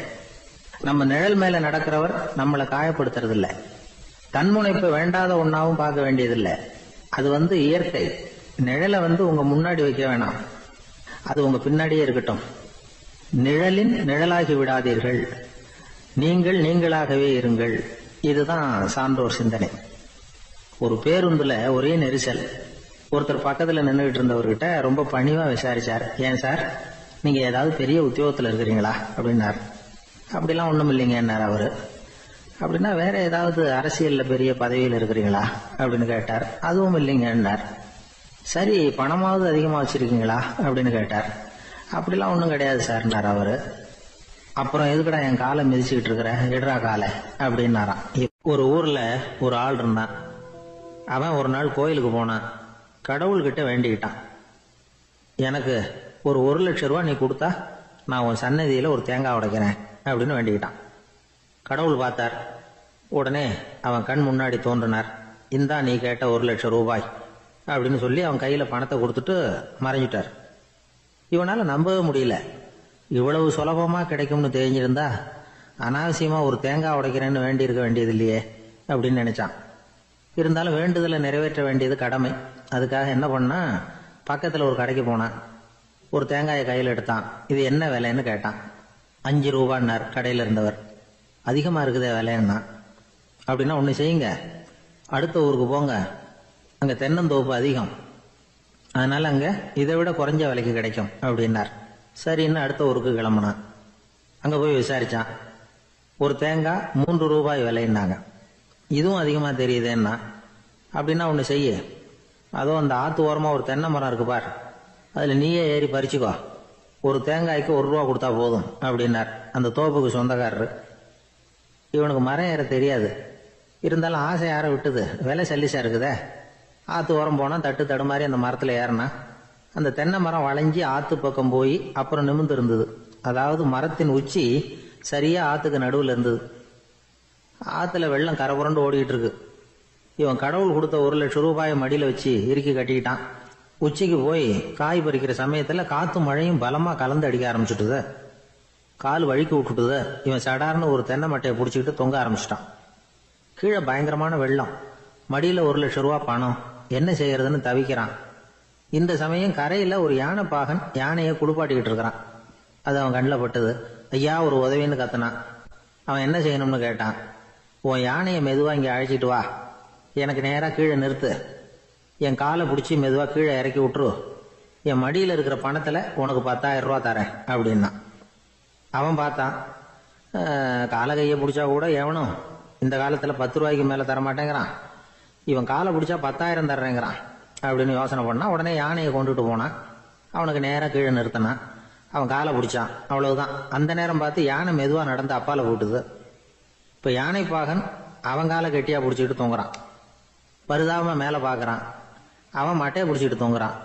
இப்போ யானை பாகன் சொல்றான், தம்பி மட்டையை விட்டுறாத, கெட்டியா பிடிச்சிக்கோ, நான் உனக்கு 10,000 ரூபா தரேன், இதோ மடியில் தான் வச்சிருக்கேன்னா. மேலே தொங்குறவனுக்கு இந்த நிலைமையிலேயும் ஒரு சந்தோஷம், மேற்கொண்டு ஒரு 10,000 ரூபா நமக்கு கிடைக்கும் போல இருக்கே அப்படின்னு. இந்த சமயத்தில் ஒருத்தன் ஒட்டகத்தை ஓட்டிட்டு வந்தான் அந்த பக்கமா குளிப்பாட்டுறதுக்கு. யானை பாகம் பார்த்துட்டான். ஐயா ஒட்டகக்காரரே, அதை இங்கே கொண்டுட்டு வா, எங்கள் காலை பிடிச்சி பத்திரமா இறக்கி விடு, நாங்கள் பணம் கொடுக்குறோம்னா. அவனும் பணத்துக்கு ஆசைப்பட்டு வந்தான். அவன் காலை பிடிக்கிற சமயம் ஒட்டகமும் நழுவி போட்டுது. இப்போ 3 பேருமே வரிசையாக தொங்குறாங்க. ஒட்டகக்காரன் கத்துறான், தம்பி மட்டையை விட்டுறாத, கெட்டியா பிடிச்சிக்கோ, நான் என் மடியில் இருக்கிற 5,000 உனக்கு தந்துடுறேன்னா. மேலே தொங்குறவனுக்கு இன்னமும் சந்தோஷம், இவனும் பணம் தர்றேங்கிறான் அப்படின்னா இன்னைக்கு நமக்கு மொத்த பண வரவு எவ்வளவு அப்படின்னு ஒவ்வொன்றா கூட்டி பார்க்க ஆரம்பிச்சான். மனக்கணக்கு சரியா வரல, அதனால அப்படியே விரல விட்டு எண்ண ஆரம்பிச்சான். அவ்வளவுதான், மட்டையை விட்டுட்டு கை நழுவி வந்துட்டுது. 3 பேரும் பொத்துன்னு ஆத்துல விழுந்தாங்க. படாத பாடுபட்டு தட்டு தடுமாறி கரைக்கு வந்து சேர்ந்தாங்க. 3 பேர் மடியில் இருந்த பணமும் ஆத்தோட போட்டுது. பேராசை பெருநஷ்டம் அப்படின்னு ஒரு பழமொழி இருக்குல்ல, அதை விளக்கறதுக்காக சொல்லப்பட்ட கதை இது. இந்த காலத்துல ஒருத்தர் ஒரு நீச்சல் குளத்துல நீச்சல் அடிச்சுக்கிட்டு இருக்கிறார். காவலுக்கு இருந்தவர் அதை கவனிச்சுட்டார். கரையிலேருந்து சத்தம் போட்டாராம், இதோ பாருங்க, இங்க ராத்திரி 8 மணிக்கு மேல நீச்சல் அடிக்கிறது சட்டப்படி குற்றம், அதுக்கு அனுமதி கிடையாது, தெரியாதா உங்களுக்கு அப்படின்னாராம். இதுக்கு அவரு, ஐயோ நான் நீச்சல் அடிக்க வந்தவன் இல்லைங்க, சும்மா சுத்தி பார்க்க வந்தவன், தடுமாறி குளத்துல விழுந்துட்டேன், நீச்சல் தெரியாது, அதனால தத்தளிச்சுக்கிட்டு இருக்கிறேன் அப்படின்னு கத்துனாராம். கரையில இருந்தவர் பார்த்தார். ஓ அப்படின்னா சரி, அதுக்கு ஒன்றும் தடை இல்லை அப்படின்னு சொல்லிவிட்டு அவர் பாட்டு நடந்து போயிட்டாராம். ஒரு ஊர்ல ஒரு ஆள் இருந்தான், தையல் கடை வச்சிருந்தான். அவங்கிட்ட ஒருத்தன் ஒரு சட்ட துணி எடுத்து கொடுத்து தைக்க சொல்லியிருந்தான். வர்ற சனிக்கிழமை வா வந்து வாங்கிட்டு போ அப்படின்னு அவன் சொல்லியிருந்தான். அதே மாதிரி இவன் வந்தான். அவன் தச்சு வச்சிருந்த சட்டையை கொடுத்தான். இவன் வாங்கி அங்கேயே போட்டு பார்த்தான். கை நீளம் ஒண்ணுக்கு ஒண்ணு வித்தியாசமா இருந்தது. வலது கை இடது பக்கத்தை விட நீளம் குறைச்சலா இருந்தது. அவன் முணுமுணுக்க ஆரம்பிச்சுட்டான், என்ன இது இப்படி தைச்சுட்டியேன்னு. இதுக்கு அவன் சொன்னான், ஐயோ இதுக்காகவா சங்கடப்படுறீங்க, வலது கையை மட்டும் கொஞ்சம் உள்ள இழுத்தாப்புல வச்சுக்கிட்டீங்கன்னா சரியா போகுது, மற்றபடி அந்த சட்டையில உள்ள கலை அம்சத்தை கவனிங்க, எவ்வளவு அற்புதமா தைச்சிருக்கேன் பாருங்க, ஒரு சின்ன குறைய இப்படி எல்லாம் பொருட்படுத்த வேண்டியதில்லை, நான் சொன்னது மாதிரி கைய கொஞ்சம் உள்ள இழுத்தது மாதிரி வச்சுக்கிட்டு நடந்து போங்க, ஜோரா இருக்கும் அப்படின்னா. அவனும் யோசிச்சு பார்த்தான். சரியான யோசனையா தான் தோணுச்சு. கொஞ்சம் முயற்சி பண்ணி வலது கையை கொஞ்சம் உள்ள இழுத்து சட்டை சரியா இருக்கிறது மாதிரி பண்ணிட்டான். இப்ப மறுபடியும் ஒரு பிரச்சனை. வலது கையை உள்ள இழுத்த மாதிரி அப்படியே வச்சுக்கிட்டதும் முதுகு பக்கம் கொஞ்சம் துணி தளர்த்தியா தொங்குறது மாதிரி தெரிஞ்சது. என்ன இது, முதுகு பக்கம் துணி குவிஞ்சுட்டுதே தொங்குதே அப்படின்னா மறுபடியும் அடடா இதுக்காகவா கவலைப்படுறீங்க? உடம்ப அதுக்கு தகுந்த மாதிரி கொஞ்சம் வளைச்சிக்கிட்டா சரியா போடுது. இதுக்காக அந்த அழகான தையலை பிரிச்சு அதுல உள்ள கலை அம்சத்தை கெடுக்கிறதுக்கு என் மனசு இடம் தரல. எவ்வளவுக்கு தளர்த்தியா இருக்கோ அவ்வளவுக்கு கொஞ்சம் உடம்ப வளைச்சி அப்படி குனிஞ்சது மாதிரி போங்க போதும் அப்படின்னா. அதுவும் நல்ல யோசனையா தான் பட்டுது இவனுக்கு. சரின்னு சொல்லிவிட்டு புறப்பட்டான். தெருவில் இறங்கினான். கைய கொஞ்சம் உள்ள இழுத்தான். உடம்ப கொஞ்சம் முன்னால வளைச்சான். சட்டைக்கு தகுந்த மாதிரி உடம்ப பண்ணிட்டான். மெதுவா நடந்து போறான். இப்போ எதிரில் இன்னொருத்தன் வரான். இவனை பாக்குறான். இவன் போட்டிருக்கிற சட்டையை பாக்குறான். ஆஹா அற்புதம்ங்கிறான். சும்மா சொல்லக்கூடாது, ரொம்ப நல்லா இருக்கு. நிச்சயமா இது இந்த ஊர் மேல தெருவில் இருக்கிற ஒருத்தன் இருக்கானே, அவன் தச்சதா தான் இருக்கணும் அப்படின்னா.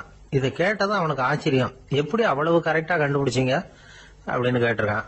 இதுக்கு அந்த வழிபோக்கன்னு சொன்னானா, அவன் ரொம்ப கெட்டிக்காரன். உங்களை மாதிரி உடம்பும் கையும் வளைஞ்சு போன ஒரு ஆசாமிக்கு அவனை தவிர வேற யாராலேயும் இவ்வளவு பொருத்தமான ஒரு சட்டையை தைக்க முடியாது அப்படின்னானா. பாருங்க, அவனுக்காக இவன் அனுசரிக்க போய் இவனோட நிலைமை எப்படி ஆயிடுது பாருங்க. இதே மாதிரிதான் சில சடங்குகளும் சம்பிரதாயங்களும் நம்மளை கோமாளி ஆக்கி விட்டுரும். எதுவா இருந்தாலும் அதுல அறிவுபூர்வமான அணுகுமுறை அவசியம். ஒரு நர்ஸ் அவசரமா ஓடி டாக்டர் கிட்ட சொல்லிச்சான், டாக்டர் ஒரு தப்பு நடந்து போச்சு. 10ஆம் நம்பர் பெட்ல இருக்கிற பேஷண்ட்டுக்கு காலில் ஆபரேஷன் பண்றதுக்கு பதிலாக கையில ஆபரேஷன் பண்ணி விட்டீங்க. கை ஆபரேஷன் பண்ணிக்க வேண்டிய ஆள் 7ஆம் நம்பர் பெட்ல இருக்கார் அப்படின்னு தான். அதுக்கு ஒரு பதட்டப்படாம சொன்னாராம், பரவாயில்ல இவரை தூக்கி 7ஆம் நம்பர் பெட்ல போட்டுரு அப்படின்னு. ஒருத்தர் அவசரமா போய்கிட்டு இருந்தார். எங்க போய்கிட்டு இருக்கீங்க அப்படின்னு கேட்டார் ஒரு பெரியவர். கடைக்கு போறேன் சார், சாமான் வாங்கறதுக்கு அப்படின்னார். அங்க போறதுக்கு முன்னாடி தெரிஞ்சுக்க வேண்டியதெல்லாம் தெரிஞ்சுக்கிட்டீங்களா அப்படின்னு கேட்டார் பெரியவர். கடைக்கு போய் காசை கொடுத்து ஒரு பொருளை வாங்கிட்டு வரப்போறோம், இதுல தெரிஞ்சுக்க வேண்டியது என்ன இருக்குது அப்படின்னார் அலட்சியமா. இப்ப அந்த பெரியவர் பேச ஆரம்பிச்சார்.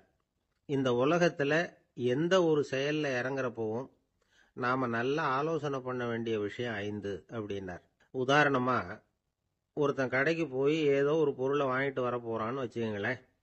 அப்ப கூட அவன் 5 விஷயங்களை பத்தி தெரிஞ்சுக்க வேண்டியிருக்குது அப்படிங்கிறார் அவர். முதல்ல அந்த பொருள் எப்படிப்பட்டது அப்படிங்கறத தெரிஞ்சுக்கணும். 2வதா தன்னை பத்தியும் தெரிஞ்சுக்கணும். அப்பதான் அந்த பொருள் தனக்கு தேவையா இல்லையா அப்படிங்கறத புரிஞ்சுக்க முடியும். 3வதா தெரிஞ்சுக்க வேண்டியது ஒண்ணு இருக்கு. அது என்னன்னா, அந்த பொருளை அடையறதுக்கு வழி என்ன அப்படிங்கறத தெரிஞ்சுக்கணும். அதாவது எவ்வளவு பணம் கொடுத்தா அது கிடைக்கும், இது மாதிரியான விஷயங்கள். 4வதா அந்த பொருளை அடையிறது மூலமா நாம அடையக்கூடிய பயன் என்ன அப்படிங்கறதையும் உணரணும். 5வது அந்த பொருளை அடையிறதுல இருக்கக்கூடிய தடை எது அப்படிங்கறதையும் நாம தெரிஞ்சுக்கணும். பெரியவர் பேசுறது ஏதோ தத்துவம் மாதிரி தெரியுது இல்லையா? தத்துவம் தான். அதாவது இப்படி உலகியல் வாழ்க்கையில சின்ன சின்ன விஷயங்கள்லயே நாம 5 விஷயங்களை தெரிஞ்சுக்க வேண்டி இருக்குது. அது ரொம்ப அவசியமா இருக்கு. பேரின்ப நிலைன்னு சொல்றாங்கல்ல, அது மாதிரி பெரிய சமாச்சாரங்கள்லயும் இந்த 5 விஷயங்களை நாம தெரிஞ்சுக்க வேண்டியிருக்குது. அதுக்கு பேர் என்னன்னா அர்த்த பஞ்சகம். வைணவ சமயத்துல அர்த்த பஞ்சகம்ங்கிறது ரொம்ப பெரிய விஷயம். கடைக்கு போறது மாதிரி கடவுளை பார்க்க போறப்பவும் நாம 5 விஷயங்களை தெரிஞ்சுக்கணுமா. முதல்ல பரம்பொருள் அப்படிங்கிறது என்ன, அதோட தன்மைகள் என்ன, இதை தெரிஞ்சுக்கணும். இதுக்கு பேர் என்னன்னா பரமாத்ம ஸ்வரூபம் அப்படின்னு பேர்.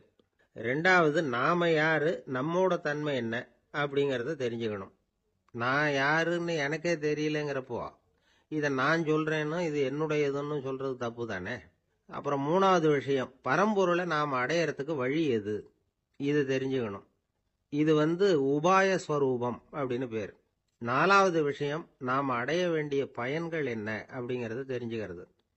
இதுக்கு புருஷார்த்தம் அப்படின்னு பேர். 5வது அந்த பயனை அடைய விடாமல் தடுக்கிற தடைகள் யாவை அப்படிங்கறத தெரிஞ்சுக்கிறது. இது விரோதி ஸ்வரூபம். இதத்தான் தடையியல் அப்படின்னு சொல்றாங்க. அதாவது பரமாத்மாவை பற்றிய அறிவு, ஜீவாத்மாவை பற்றிய அறிவு, உபாயம் பற்றிய அறிவு, புருஷார்த்தம் பற்றிய அறிவு, இந்த 4 அறிவுக்கும் எதிரடையா, அதாவது அதையெல்லாம் தப்பா புரிஞ்சுக்கிறதால உண்டாகக்கூடிய அறிவு விரோதி ஸ்வரூபம்.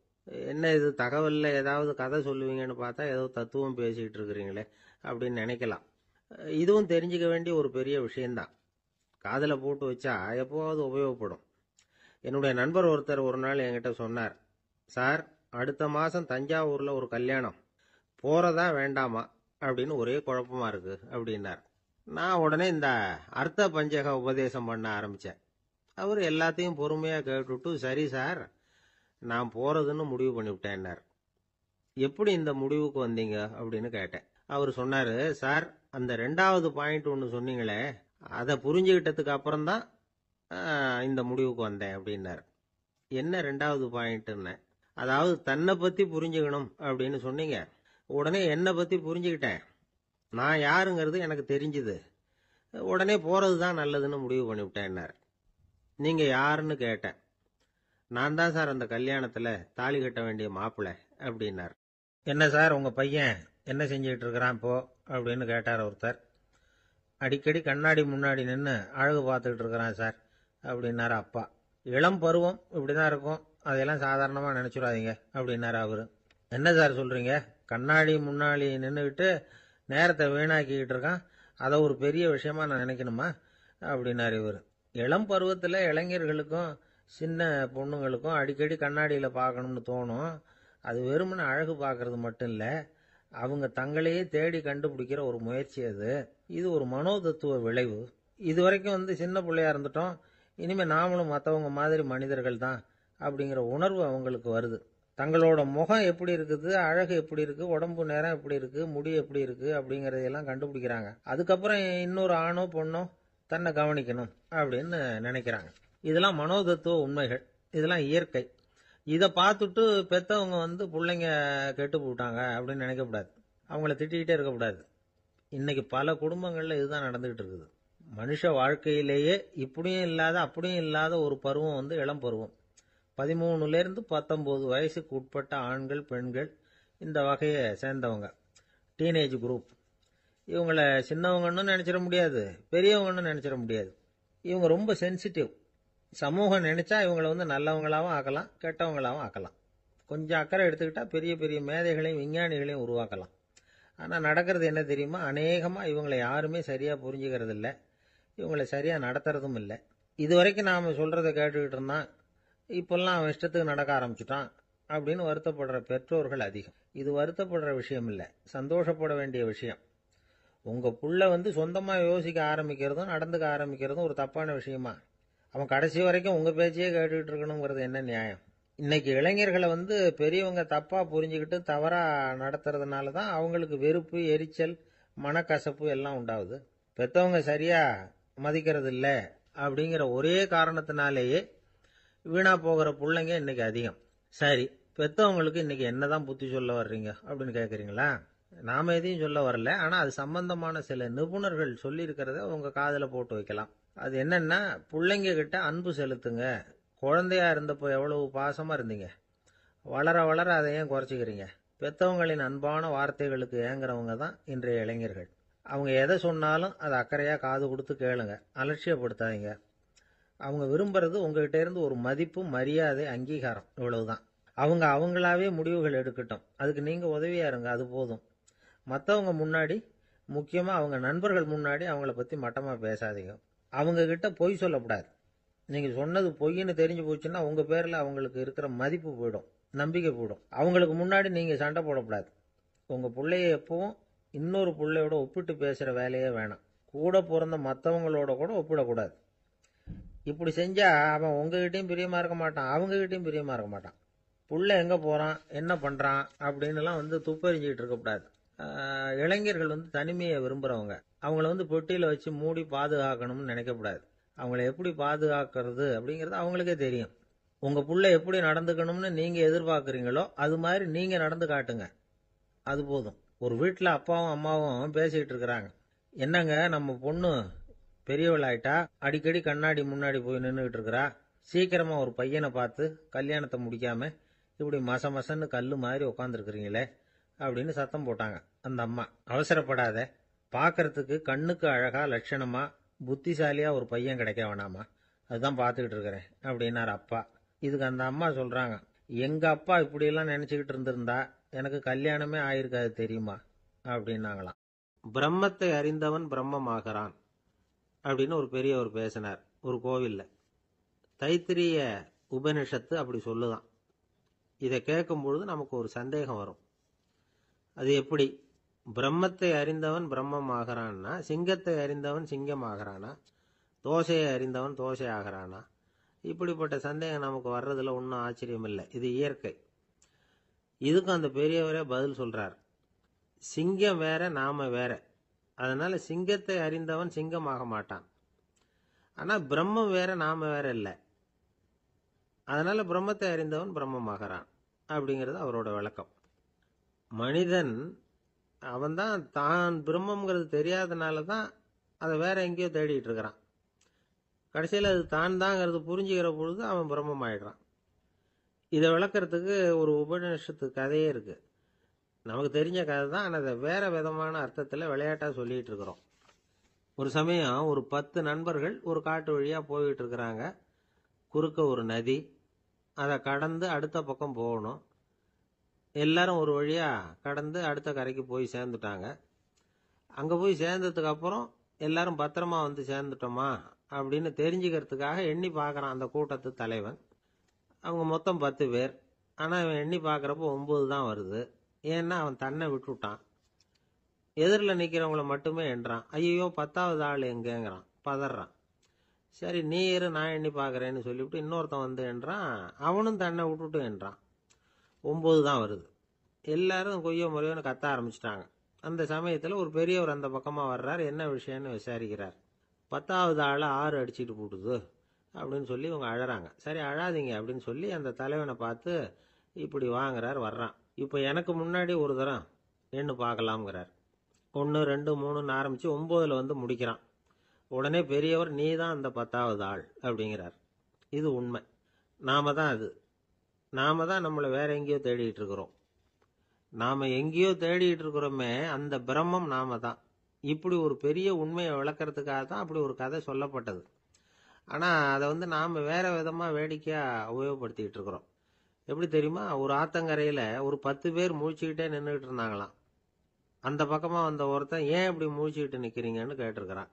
எங்களுக்கு நீச்சல் தெரியாது, நாங்கெல்லாம் அடுத்த கரைக்கு போய் சேரணும் அப்படின்னு நாங்களாம். சரி நான் கொண்டுட்டு போய் விடுறேன். எல்லாரும் அக்கறைக்கு போய் சேர்ந்த உடனே ஆளுக்கு ₹1 வீதமா மொத்தம் ₹10 எனக்கு கொடுக்கணும் அப்படின்னு இருக்கான் இவன். சரின்னு ஒத்துக்கிட்டாங்க. இவன் ஒவ்வொருத்தரா கையை பிடிச்சி மெதுவா ஆத்துல இறக்கி அழைச்சிட்டு போயிட்டான். 9 பேரை கரை சேர்த்துட்டான். 10வது ஆள் பாதி ஆத்துல போயிட்டு இருக்கிறப்ப திடீர்னு வெள்ளம் வந்துட்டுது. புடி நழுவி போச்சு. கையை விட்டுட்டான். வெள்ளம் அடிச்சிட்டு போட்டுது. அழைச்சிட்டு வந்தவன் நீச்சல் அடிச்சு தட்டு தடுமாறி கரைக்கு வந்து சேர்ந்துட்டான். கரையில் இருந்தவங்களுக்கு இந்த விஷயம் தெரியாது. இருந்தாலும் இவன் உடம்பு பூரா நனைஞ்சி கொஞ்சம் அதிகமாக மூச்சு வாங்க நின்றுக்கிட்டு இருந்தானா, ஏங்க ஏன் இப்படி மூச்சு வாங்குது, என்ன விஷயம் அப்படின்னு கேட்டாங்களாம். அதுக்கு இவன் கொஞ்சமா அலட்டிக்காம சொன்னானா, வேற ஒண்ணும் இல்ல, நீங்க கொடுக்க வேண்டிய ₹10ல் ₹1 குறைஞ்சு போச்சு, அவ்வளவுதான் அப்படின்னு. காசியில் இருக்கிற கடவுள் காசி விஸ்வநாதர், அங்க இருக்கிற தேவி காசி விசாலாட்சி. இவங்க 2 பேரும் ஒரு நாள் பேசிக்கிட்டு இருந்தப்போ கடவுள் சொன்னார், இந்த மனிதர்களை நாம ரொம்பவும் நம்பிக்கையோட தான் படைச்சிருக்கிறோம். இருந்தாலும் அவங்களுக்கு தான் நம்பிக்கை இல்லை. எதுலேயும் ஒரு உண்மையான நம்பிக்கை இல்லாம வாழ்ந்துகிட்டு இருக்கிறாங்க அப்படின்னார். என்ன அப்படி சொல்றீங்க? அதோ பாருங்க, எவ்வளவு பேர் காசியை தேடிட்டு வந்து கங்கையில குளிச்சுக்கிட்டு இருக்கிறாங்க. அவங்கெல்லாம் நம்பிக்கை இல்லைன்னா இவ்வளவு தூரம் தேடிட்டு வந்து இங்க குளிப்பாங்களா அப்படின்னு நாங்க தேவி. சரி அதை சோதிச்சு பார்க்கலாம் அப்படின்னு 2 பேரும் முடிவு பண்ணிக்கிட்டாங்க. உடனே ஒரு திட்டம் போட்டாங்க. அது எப்படின்னா, நாம 2 பேருமே பக்தர்கள் மாதிரி உருவத்தை மாத்திக்கிட்டு கங்கை கரைக்கு போக வேண்டியது. நான் வந்து கங்கையில இறங்கி குளிக்கிறேன். கொஞ்ச நேரத்துல சுழல்ல மாட்டிக்கிட்டது மாதிரி நடிக்கிறேன். நீ உடனே கரையிலிருந்து சத்தம் போடு, என்னோட வீட்டுக்காரரை யாராவது காப்பாத்துங்களேன் காப்பாத்துங்களேன்னு சத்தம் போடு. அதோட இன்னொன்னு சொல்லு, யாராவது ஒரு புண்ணிய ஆத்மா அவர்கிட்ட போய் அவருடைய முடியை பிடிச்சி இழுக்கணும். அப்படி ஒரு சாபம் இருக்குது எங்களுக்கு. புண்ணிய ஆத்மா, அதாவது எந்த பாவமும் செய்யாத இல்லாத ஒருத்தர் தான் அவரை காப்பாற்ற முடியும். அப்படிப்பட்டவங்க யாராவது வெள்ளத்தில் குதிச்சு என்னுடைய கணவரை காப்பாத்துங்கோ அப்படின்னு நீ சத்தம் போடு, கூச்சல் போடு, என்ன நடக்குதுன்னு பார்க்கலாம் அப்படின்னார் கடவுள். சரின்னு சொல்லி 2 பேருமா சாதாரண பக்தர்கள் மாதிரி கங்கை கரைக்கு வந்து சேர்ந்தாங்க. அவர் இறங்கி குளிச்சார். திட்டம் போட்டது மாதிரியே சுழல்ல மாட்டிக்கிட்டது மாதிரி கத்துனார். கரையில இருந்த அந்த அம்மா, ஐயோ என் கணவரை காப்பாத்துங்களேன், யாராவது காப்பாத்துங்களேன்னு கத்துனாங்க. பல பேர் ஓடி வந்தாங்க. உடனே இவங்க, பாவம் இல்லாத புண்ணிய ஆத்மா ஒருத்தரால தான் என்னுடைய கணவர் காப்பாற்றப்படணுங்கிறது விதி, அப்படி ஒரு சாபம் இருக்கு, அதனால புண்ணிய ஆத்மா யாராவது அவர்கிட்ட போய் அவர் முடியை பிடிச்சி தூக்குனா அவரை காப்பாத்தி போடலாம் அப்படின்னாங்க. இவங்க இப்படி சொன்னதும் எல்லாரும் திகைச்சு போய் நின்னுட்டாங்க. ஒவ்வொருத்தருக்கும் அவங்க செஞ்ச பாவம்லாம் ஒவ்வொன்றா ஞாபகத்துக்கு வர ஆரம்பிச்சுட்டுது. சரி, இதுக்கு நாம லாயக்கு இல்லை அப்படின்னு சொல்லி ஒதுங்கி போக ஆரம்பிச்சிட்டாங்க எல்லாம். இந்த சமயத்துல யாரோ ஒருத்தர் வேகமா ஓடி வந்தார். ஆத்துல குதிச்சார். அவர்கிட்ட போனார், முடிய பிடிச்சார், தூக்குனார், அவரை காப்பாத்தி கரைக்கு கொண்டுட்டு வந்துட்டார். அப்படி காப்பாத்தின அந்த ஆளை இவங்க 2 பேரும் தனியா கூப்பிட்டுக்கிட்டு ஒரு மண்டபத்துக்கு வந்துட்டாங்க. வந்து விசாரிக்கிறாங்க. நீ யாரப்பா அப்படின்னு கேக்குறாங்க. ஏதும் தெரியாத மாதிரி. நான் இந்த ஊர் அன்ன சத்திரத்துல வேலை செய்யற ஒரு சமையல்காரன் அப்படிங்கிறார். நீ வந்து கங்கையில குளிக்கிறது உண்டான்னு கேட்டிருக்காங்க. நான் இந்த ஊர்லயே தான் இருக்கிறேன், இருந்தாலும் தினமும் கங்கையில குளிக்கிறது இல்ல, எப்பாவது ஒரு நாள் அங்க குளிப்பேன் அப்படின்னார். கங்கையில மூழ்கி எழுந்திருச்சா பாவம்லாம் தொலையும்னு சொல்றாங்க. அப்படி இருக்கிறப்போ அங்க இன்னைக்கு கங்கையில குளிச்சுக்கிட்டு இருக்கிறவங்க எல்லாம் தங்களை வந்து புண்ணிய ஆத்மாவா நினைக்கல. கங்கையில குளிக்காத நீ உன்னை வந்து புண்ணிய ஆத்மாவா நினைச்சு என்னை காப்பாத்த வந்திருக்கிற, அது எப்படி அப்படின்னு கேட்டார்.